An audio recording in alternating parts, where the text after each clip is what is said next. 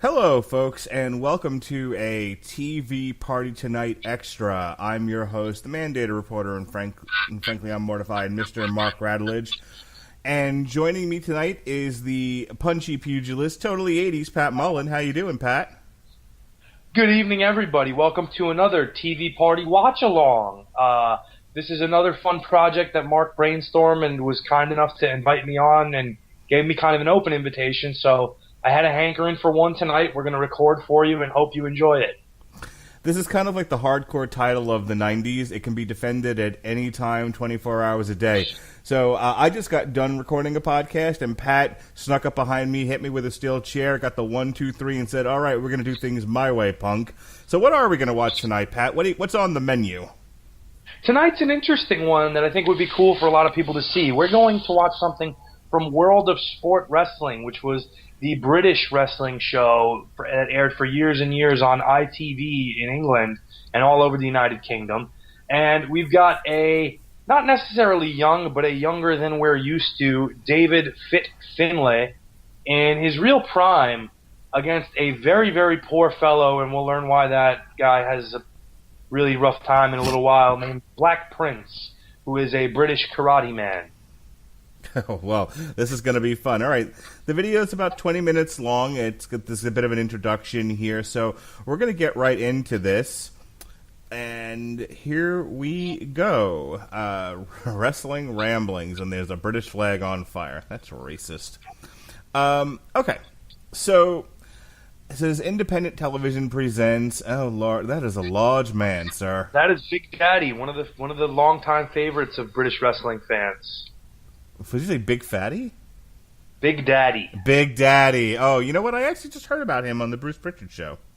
Yes, and we're seeing a lot of the highlights of regulars like Mark Rollerball Rocco and Johnny Saint, and a lot of the British regulars. And then there's even some Americans mixed in there at a time to really hype up the show. We get some Davey Boy and Dynamite. Big Daddy's behind. And there's Loch Ness, the other big, fat, untalented man. All right. So you said this is from the 80s, right? This is from the early 80s, and we get Princess Paula, who was actually the valet and then wife of Dave Fit Finlay, with him. And you can see he's a little bit different than what we're used to seeing him as. He's dressed kind of almost like an Irish pirate. Yeah, that's some hat he's got there. And in a very spangly robe. He's got some Irish tights on him. He actually looks like a Blackjack Mulligan. Yes, he does. Have you ever watched the British wrestling system, Mark? No, this is my first exposure to any kind of British wrestling outside of the tournament that they ran on NXT. Okay, so this is going to be a little bit different where they have a round system in place. And the way you can win is to win via submission, knockout, or to score in the case of this fight, which is 8 rounds, 3 falls. Oh, wow. Okay. Interesting. And there we see the Black Prince from Dartmouth, England, with his samurai sword, katana, if you will. Dave Fit Finlay looks in much better shape here. I mean, he really... He got kind of round in the belly in the years that we knew him, even in WCW. That's not to say he didn't kick ass, because he did. And Fit Finlay versus Steven Regal is still one of my favorite matches ever. But yeah, here, he said he looks like he's a much different guy, much better shape. And these are some great mustaches, I must say. With great mustache comes great responsibility. It was a time when Tom Selleck ruled the world, and we all wanted to be a little bit more like Magnum P.I., and there's Finlay with Princess Paula from Belfast, Northern Ireland. Finlay has a rep as being one of the toughest guys, one of the guys you really didn't want to mess with or challenge or try or get mad. This match is going to be a really good illustration as to why that was talked about so much. I fear for the karate guy. I feel like this is going to go bad for him.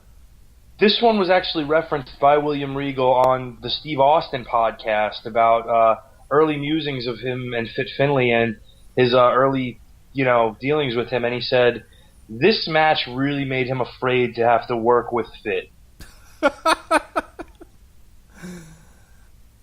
think Fit's known for being a bully, though. I mean, Fit... Not a... Good. I mean, he trained the women, and the women have always talked kindly about him. People have have said that he's a great worker and all these other things. So, like, when you hear about bullies, you hear about Bob Holly or what's his face, Bradshaw. Like, I've never heard Fit Finlay necessarily described as a bully or somebody who, like maybe like a Scott Steiner who is so stiff in the ring you may end up dead by the time it's over. Not a bully, but not a particularly even-tempered guy. Mm-hmm. And if you gave him an indication that you were not working with him, then he was going to do some things that might make you want to change your attitude. So here we have a handful of arm locks and reversals, both of them. Oof. So Fit Finlay did a reversal of a reversal here. Oof. I cannot believe how slow this is. He cross-faced him pretty viciously, and then he picked him up for a fireman's carry and set him on the turnbuckles and just backhanded him, which I don't think Black Prince was expecting. But little things like what Fit just did, it's really, really not anything spectacular, but it's really vicious when he does it. Yeah, I was going to say, I think when he's making contact and he's actually doing his thing, he looks pretty snug. That fireman's carry, though, Pat, was not great. I mean, it was, Jim Cornette talks about don't make it look like you're cooperating. If he had gone any slow, it looked like me picking up one of my children. Like I don't really want to hurt him or anything, so I got to go extra slow to make sure that I'm taking care of him. That fireman's carry was very slow. Yeah, I think we're gonna. I don't know if that was maybe necessarily Black Prince not realizing that was what was called, and you see Finlay kind of test him a little bit by jerking his head back with his legs and a head scissors, and he just Jesus, dude, that was not a body slam. That was a toss. Yeah, and that was a pretty solid elbow right there into the collarbone. Tell you what, man, that karate guy really hit the ropes hard. Steve Prince, he hit the ropes like a champ. And it looks like we're going for a Boston Crab. The Walls of Jericho, if you will, for all you kids. And he's sitting down on that. Yeah, he is. That's old school right there. That's straight up. That's the Iron Sheik, baby. I think Black Prince should be very happy he is into karate because he appeared very flexible. Yes. Oh, jeez. And a kick to the face for good measure. And Finlay's not really listening to the referee. He doesn't really want him involved here. This is now Finlay fun time. And we get a wrist lock and Black Prince with an arm wringer that doesn't look too convincing. Now Finlay's showing off a little bit of athleticism with a nice back bridge and a kick up. Not something you'd have ever expected him to do if you'd only seen him in WCW.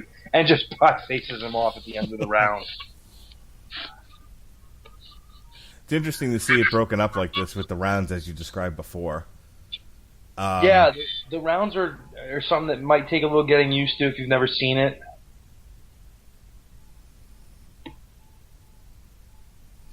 There was an American promotion that tried this in the mid-'90s, an independent called the AWF that used to run a syndicated show. I vaguely remember this. Yeah, and it was based out of Chicago, but it didn't really take. No, first of all, I think the rounds really kill the momentum of the match. This isn't boxing, or MMA where you got to get cleaned up, because you got blood everywhere or whatever, whatever the issues are. Where breaking up the momentum can be tolerated. With professional wrestling, I don't see how the rounds help at all. So we have Fit Finlay with a foot on the back and the arms pulled back. Yeah, that's a European surfboard, and now into a double arm chicken wing. Are we going to see a suplex here? Nope. No, he's going to go straight up into the old Bob Backlund crossface chicken wing and step on the back of the calf to get him down. That hurts. Yeah, I was going to say this guy's not having a good time with Fit Finlay. No. Look at the angle he's bending the arm back at in the chicken wing. That's pretty nasty. Yeah, that looked pretty snug. See, that looked real, and that's the thing. Like some of what we've seen Fit Finlay do here looks like it really hurts. Like this looks believable. Yeah, well, there's a good reason for that. It's because it is. Like, Finlay, the thing that's so cool about watching some of his stuff from this era, and even in the U.S., is that so much. Like, look at this exchange right here. It's effortless the way he's controlling this guy, but with little simple techniques, and he's just mangling him. Literally a hand on the chin with a quarter Nelson, and just is ripping this guy's head off his shoulders. Yeah, now he's got a single leg takedown, and he's still got. He's still working the body part. He's still working that leg. Yeah, and Black Prince is trying to kick him off in the face. I don't think that's a good idea. Mm. No, it's not, because he's just going to go ahead and kick him in the leg now and wrench him. Yeah, he's got a single leg crab here. While sitting on his head. And this is, like, he's not, this isn't just him sitting with a holding position. He's pretty well bending it back and has that knee contorted. You don't see as much psychology like this anymore. No, he's really working those legs. He's working the back of the knees, working those joints, and he keeps at it. There's one move after another, just working that same body part. And Black Prince is finally getting something going here. He got a little bit of momentum with a chop and a shove and an Irish whip and tried to pin him, and that didn't work out. He didn't even get a count. No. And he just got launched into the corner there. Well, it wouldn't be particularly believable that a guy that looks as slight as he does would be able to put enough weight on a guy as built as Fit Finlay without doing more damage to him. Realistically, he would need to knock the wind out of him. And taken quite the drubbing for the last few minutes, where his cornerman now is coming into the ring to assist him back at the end of the round. What you're seeing Finlay do is kind of alternate between, okay, I'm going to work with this guy a little bit, and then, no, I don't like what he's doing. He's going to hurt now. It'd be an interesting conversation to have been a fly on the wall for after this match is over, back in the locker room. And this is that British style, that Wigan style of really hard-nosed grappling, and when a guy is not doing what you want him to do, make him do it. And just alternating it with hitting people very, very hard in certain spots, as Black Prince is now feinting round kicks. So I'm assuming a lot of this is called in the ring. I can't imagine they discussed too much of it beforehand. No, it's really not much choreography. That's why it obviously does move at a slower pace than what you're used to. And it is much more based around grappling as opposed to a high spot oriented style that we would see certain British guys start to employ, like Mark Rocco, Dynamite Kid, and a nice little overhead judo throw to the Karate Man. Now he's going to work the arm. And a lot of pressure there with the feet on the head and the armpit. Very uncomfortable for the Karate Man. And little things. Look at how he's manipulating the wrist position. That hurts. You should also, viewers of this, should also pay special note that when he was on his back, he was careful not to lay his shoulders down. He really stayed on the small of his back. He made sure he kept his shoulders off the mat. Very smart. Because obviously in wrestling, you don't want to be on your back fully. That's a count. And Black Prince just went for a drop toe hold. Finlay was not having that and dives into a low single leg and steps on the shoulder and takes the arm back. That was a much more controlled body slam. Okay, that was a little bit lighter. Yeah, 'cause he really gave him a toss before. That was not safe. That was not taking care of your opponent. And neither was that. That was a fuck you to the face. Yeah, that was exactly what it was. Oh, and that was... See, Black Prince went up for that, and Finlay immediately took advantage of that and used that momentum to really slam him into the canvas. Yeah, he drove him good. He drove him hard. He tried the flying headbutt to the body, and Finlay just caught him by the neck and turned him around. And he's got a very vicious chin lock on right now with really simple hand positioning. Yeah, he's putting pressure on the back of the neck with the one hand, with the one arm. This is stuff that, like, it's very, very simple, but if you do this to somebody and you get them in position and you can wrench that really fast, they will give up. Oh. Now he's having fun. We have knees to a grounded opponent. And then just push soccer kicks to the face. And Black Prince is mad now. Uh-oh. The Karate Man looks like he wants to box a little bit. Right, but he's standing straight up. Like, his stance is all wrong. Well, he may not actually know karate. I hate to say it. It may actually just be a gimmick as the round ends. There was another very famous British karate gimmick called Kendo Nagasaki. And that's not to be confused with a Japanese wrestler who used the same name in North America, who was Hiro Sakurada, who helped train Bret Hart, actually. But this Kendo Nagasaki in England was very different. It was an Englishman who wore a full-on mask and carried a kendo stick and did the whole bit. Do you have any idea what took Fit Finlay so long to come to the States and get on one of the big two TVs? Because it would seem like he would have fit well in the WWE back in the Hogan 80s. Well, there were a few guys from England that were there at the time. Obviously, the big two were Davey and Dynamite. You had Les Thornton, who was a lesser-known junior heavyweight wrestler who eventually got used more so than anything to do jobs.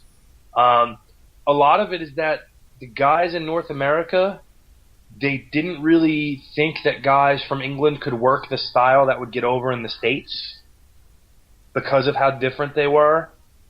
And there's a judo throw by Finlay with some mustard on it. And they didn't, not only that, but a lot of these guys, because of their backgrounds as legitimate tough guys, they didn't necessarily want guys there who were going to go into business for themselves and maybe do some damage to their star power. Right. Well, that makes sense. Black Prince just tried to sandbag a suplex, and Finlay still got him up and just threw him down. I think he definitely would have fit well in when it was around like the UWF. Like if Bill Watts had gotten a hold of him, I think he'd have done well in that territory. I think Bill Watts would have loved to get a hold of a Finlay to just have people just screaming and begging for mercy at his whim. Mm-hmm. Yeah. He doesn't seem like he'd lose a bar fight. I mean, Finlay himself, there's a great documentary about him and his family called The Fit Finlays. And it's all about their history in Irish wrestling, how Fit's dad was involved in all these things, and the start of his son, David, who's now in New Japan. And Fitz scoops up Black Prince and... Backbreaker. And puts him right down. See, no, yeah. Interestingly, he doesn't go for a pin there. You know, he's kind of just toying with him like a cat and a mouse. And now we're going to get another Boston Crab, and he's not being quite so vicious on this one. I think he's giving Black Prince the opportunity to just kind of mail it in for the day. He's even sat up a little bit, and Black Prince is going to try to push his way out of it. And Fitz working with him. He's cooperating. Okay. And now he just pulls him back down and says, okay, that's enough of this. But it's part of that is that British style that guys either were afraid of or didn't really necessarily know how to mesh with. Yeah, I mean, I wouldn't necessarily call this a work shoot, but, you know, this is definitely one of those deals where, you know, Bruce Pritchard's talked about this. Some of the guys in the ring, you know, Dynamite Kid being one of them, but many others as well, were, you know, more modern take, Jericho and Chris Benoit. These are the guys that are just like, look, as long as you can take it, give it to me as hard as you can. You know, make it look stiff. And now, you know, we have Shinsuke Nakamura and AJ Styles kind of doing that strong style, stiff, snug work. Yeah, and the guys, you know, the British guys in particular at this time really had a reputation for just being able to tie you in knots, and the guys coming from the American style really didn't know how to deal with it. And the start of the round, Black Prince can't even stand, so Finlay done kicked him in the face. I was going to say, I think we're done here. And Fitz just begging him to get up to have some more, and there's a European uppercut. Now, is this supposed to be a job match? Or, you know, was this a featured match? What was the context here? Normally, the matches on ITV were feature matches. Mm-hmm. And Black Prince has some fight left in him. You would get maybe one or two job matches and one or two feature matches on an episode of World of Sport Wrestling. And Black Prince was a guy who they thought had some potential with the karate gimmick, and now Fitz scoops him, and as he has used for most. Oh no, I thought he was going to tombstone him. No, he just really power slams him very hard. And Black Prince is in agony. Yeah, Black Prince is having some difficulties. And your winner via knockout is Finlay. That was interesting, Pat. That if you didn't have any context of what wrestling was and you showed somebody this, you could convince them this was pretty real. You brought up the point of the round system, kind of breaking momentum for storytelling, which is true, but the goal of that also is to present it as an athletic contest.